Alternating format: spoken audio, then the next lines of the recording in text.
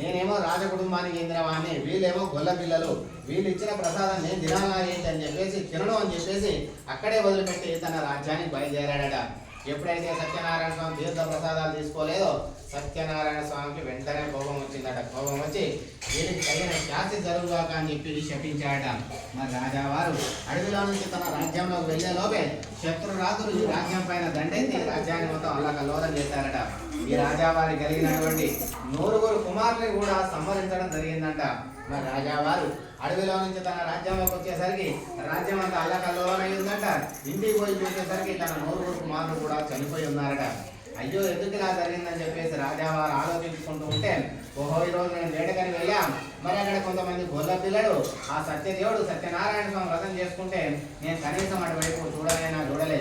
చివరికి తీర్థ ప్రసాదాలు తీసుకొని వచ్చి ఇచ్చినా కూడా రాజు నన్ను గర్వం చేత తీసుకోలేదు, మరి అందుకే నాకు ఇలా జరిగి ఉంటుంది, స్వామి నన్ను క్షమించు అని చెప్పేసి ఆ సత్యనారాయణ స్వామి మనస్ఫూర్తిగా మొక్కి ఎక్కడైతే వ్రతం జరిగిందో ఆ వ్రతం జరిగిన చోటుకు వెళ్ళి స్వామివారికి శాస్త్రాంగ నమస్కారం చేసి ఎక్కడైతే తీర్థ ప్రసాదాలు వదిలిపెట్టాడో అక్కడికి వెళ్ళి తీర్థ ప్రసాదాలు తీసుకుని మళ్ళీ తన రాజ్యానికి బయలుదేరాడట.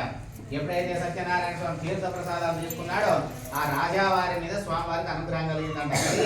ఇతనికి అంతా మంచి జరుగుగాక అని చెప్పి తిరిగి వరమిచ్చాడ. మరి రాజావారు అడవిలో నుంచి తన రాజ్యంలో వెళ్ళేసరికి రాజ్యం యథావిధిగా ఉందంట. ఇంటికి పోయి చూసేసరికి చనిపోయిన తన 9 కుమారులు కూడా బతికే ఉన్నారట.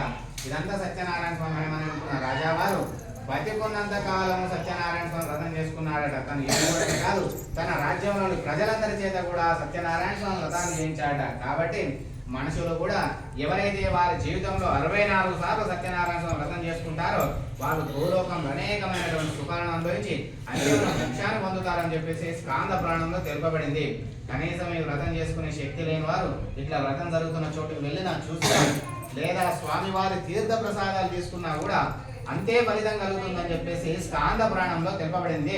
ఇది స్కాంద పురాణేన రేవాఖండే సత్యనారాయణ స్వామి వ్రతకథాయాం శ్రీ సత్యనారాయణ స్వామికి పంచమోధ్యాయం సమాప్తం. ఇప్పుడు 7 ముఖ పురాలు పసుపు కుంకుమ అన్ని వేయండి.